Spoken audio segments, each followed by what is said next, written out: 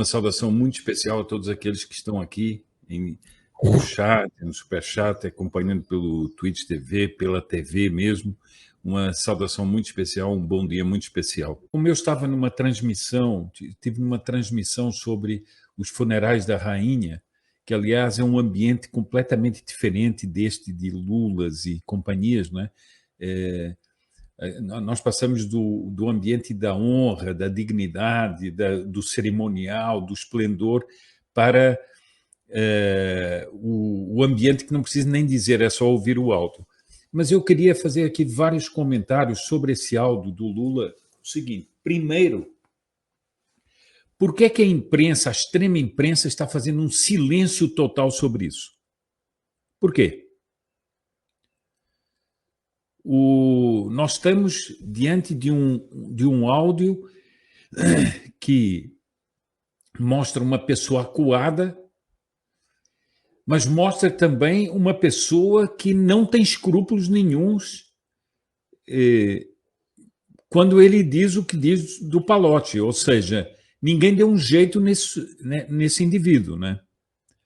Ora, isso abre a porta para o quê?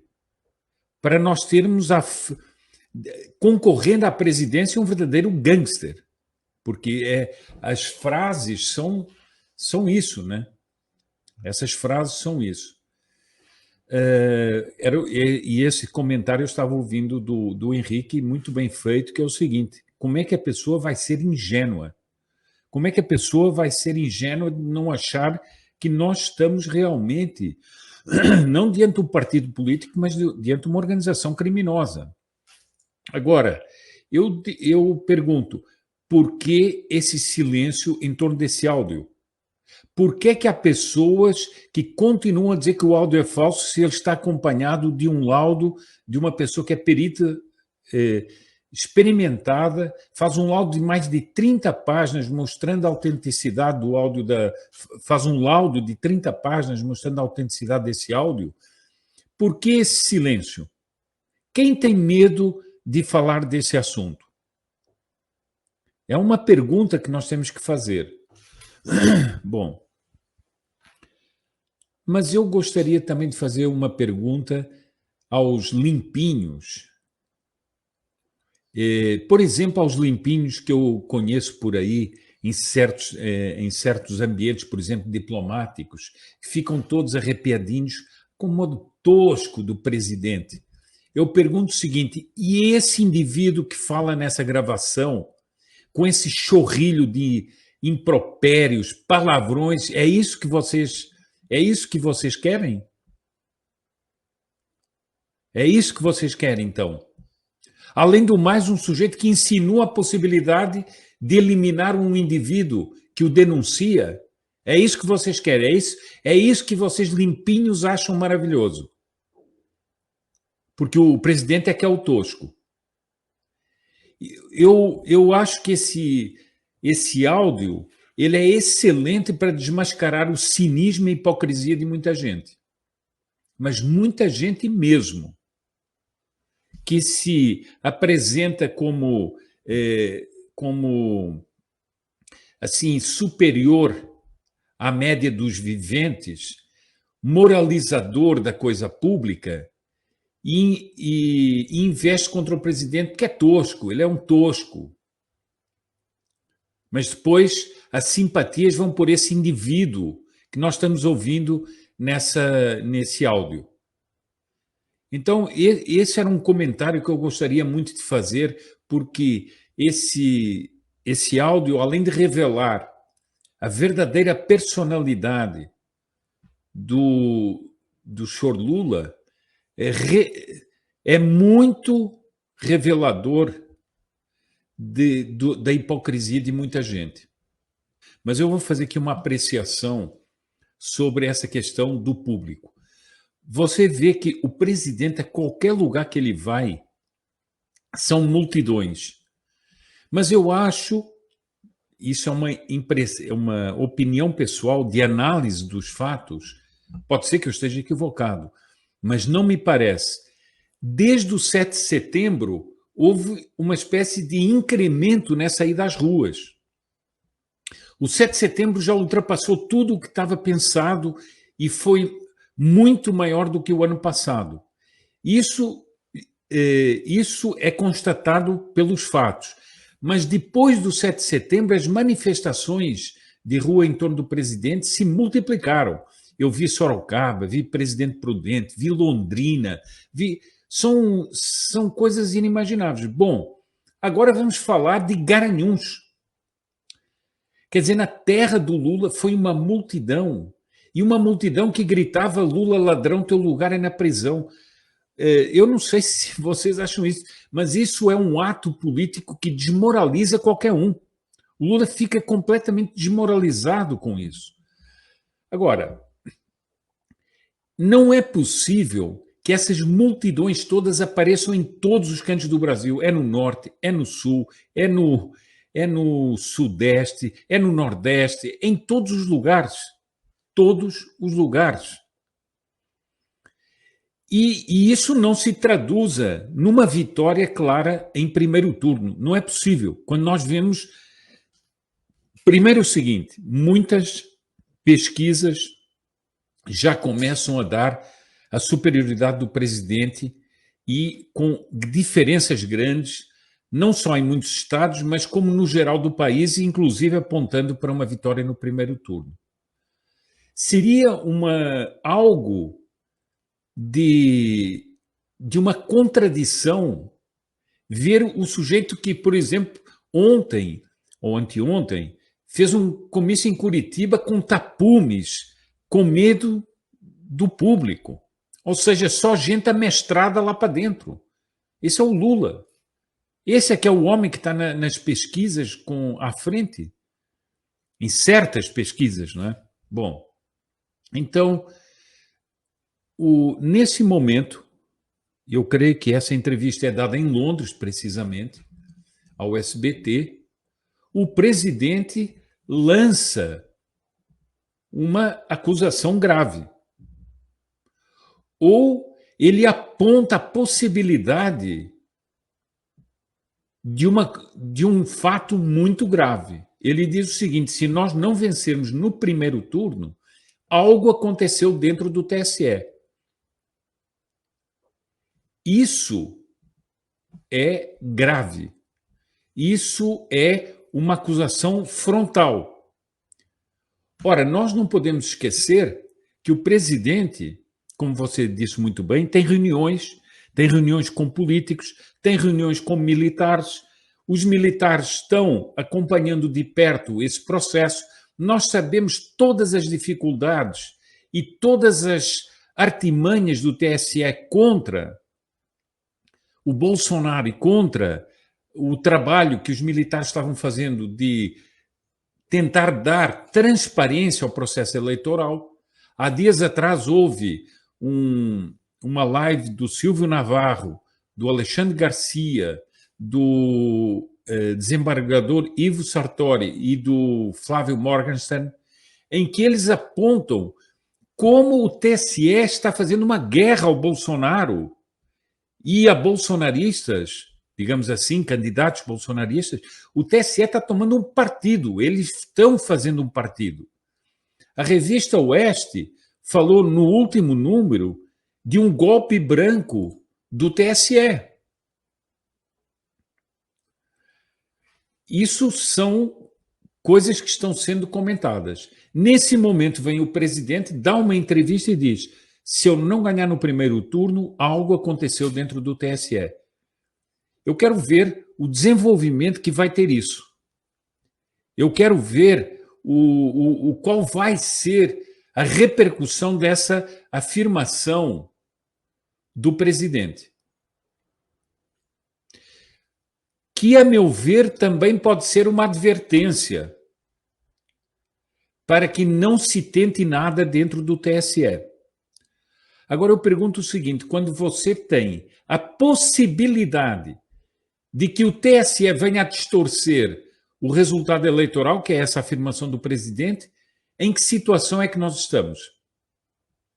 Primeiro quero fazer um esclarecimento aqui, que é o seguinte: Existe hoje um tipo de pessoas que comentam política na seguinte base: se você comenta, por exemplo, a frase de uma pessoa, é porque você já está tornando aquela pessoa um herói. Eu não sou assim, eu comento política na base das afirmações das pessoas que eu gosto ou não gosto, mas cujas declarações me parecem importantes. Bom, eu falei daqui da Revista Oeste, da capa da Revista Oeste, que eu gostaria de ler aqui assim o título, né? O golpe branco do Supremo. O STF acha que para salvar a democracia tem de agir como se chefiasse uma ditadura, elimina leis, direitos e liberdades para impor a sua vontade ao Brasil. Essa é a primeira coisa. A segunda coisa é o seguinte: é uma pessoa pela qual eu não tenho nenhuma simpatia, nem pessoal, nem política, mas que é uma peça da política e é um indivíduo que conhece muito os bastidores da política e está nesses bastidores, que é o Ciro Nogueira. Ninguém pode negar que ele é uma pessoa que conhece e sabe muito bem os bastidores da política. E, curiosamente, ontem ele escreveu o seguinte: o presidente falou em vitória em primeiro turno. Uma dica: ele sabe porque fala, e o sabe está em letras maiúsculas. Bom, o resto depois é falar do PT, não sei o que tal, e não quero aqui chamar a atenção do resto, porque seria outro aspecto que eu não quero chamar a atenção. Por que é que ele escreveu isso? Por que é que ele disse que o presidente sabe, com letras maiúsculas, da vitória em primeiro turno? Isso me chamou muita atenção. E depois, na sequência, vem essa afirmação do presidente dizendo que se ele não vencer no primeiro turno, algo aconteceu dentro do TSE. É assim que me parece que se deve fazer a análise política, né? Ir encaixando as peças que vão aparecendo. E isso me chamou muita atenção. Esse era um sistema, esse era uma forma de atuar, essa era uma forma de atuar, essa é um princípio da esquerda, dessa esquerda que esteve no poder. Por quê? Porque eles, ainda ontem eu estava fazendo uma live no meu canal e li umas frases do Lenin. Eles dizem o seguinte: nós temos uma moral que não é essa moral professada pelo que ele chama da burguesia, não é essa moral decorrente dos 10 mandamentos. Portanto, você está escandalizado de roubar, etc. Mas isso aí, meu amigo, é a moral decorrente dos 10 mandamentos. A moral revolucionária é outra coisa. Tudo aquilo que serve à causa pode ser feito. Pode mentir, pode roubar, em muitos casos pode matar. E foi isso que o comunismo fez em tantas partes do mundo, matando milhões e milhões de pessoas. Portanto, o que nós estamos assistindo é a prática de uma ideologia, de uma falsa moral que comanda essa gente, que é uma moral revolucionária, ou seja, tudo aquilo que sirva à revolução serve. E é legítimo. Veja que eles, quando são apanhados nessas coisas, falam de erros. E o erro não é o crime em si. O erro é não ter feito as coisas de uma maneira bem feita e ter se deixado apanhar. Esse é o erro. E a extrema imprensa, ela sempre acoberta esse estilo de atuar. Veja que o Lula faz afirmações escandalosas e a extrema imprensa diz é um deslize, é um equívoco. Toda essa maneira de usar a linguagem faz parte do mesmo sistema. o convite feito ao presidente Bolsonaro e depois o aparecimento do Bolsonaro em Londres mostraram uma coisa, mostraram que essa história de que o Brasil a diplomacia brasileira do presidente Bolsonaro o isolou mundialmente, isso é a maior farsa inventada pela extrema imprensa. Não é essa a realidade. E depois outra coisa, eu acho de uma desonestidade total o que as pessoas, o que certa mídia fica dizendo da ida a Londres do presidente. Porque o presidente foi recebido com euforia pelos brasileiros, o que deixou muita gente revoltada, porque vê-se que o presidente, inclusive no exterior, move massas de pessoas, mas pouca gente ressaltou o que o presidente disse logo na sacada da embaixada, que ele disse o seguinte, que ele agradecia aquelas manifestações, mas que o principal pelo qual eu estava ali era pelo funeral da rainha, era para manifestar as condolências à família real e que isso era o principal. E, portanto, que as pessoas deviam se comportar segundo esse momento de dor que os ingleses estavam vivendo, etc. Isso foi o que ele disse. Bom, a outra coisa é o seguinte, ontem circularam muito fotografias do presidente Bolsonaro e da Michelle Bolsonaro prontos para irem para prestar as homenagens fúnebres à Rainha Elizabeth. E isso impressionou muito, e tanto que isso circulou muito pelas redes sociais, enfim, em todos os lugares circularam muito essas fotos. E eu gostaria de chamar a atenção aqui para uma coisa que não tem diretamente a ver com política, mas tem a ver com a dignidade do cargo e a dignidade das cerimônias que nós vimos em Londres, para falar só em Londres. Primeiro você vê aquela multidão de gente ali, não é, que veio prestar suas homenagens, e vão também os chefes de Estado fazer isso. E ver que tanto o presidente Bolsonaro como a Michelle Bolsonaro estavam em dois figurinos de elegância, de discrição, de cumprindo as regras de um luto profundo, isso encantou a muita gente, o que mostra que há muita gente que se encanta com a sobriedade, a dignidade e a honra no apresentar-se. Isso me chamou muito a atenção. Vejam que a própria Michelle Bolsonaro estava de uma maneira bem tradicional. Por exemplo, se nós virmos, talvez uma das pessoas que foi mais escandalosa naquela cerimônia, o comportamento dela, que foi a rainha da Espanha.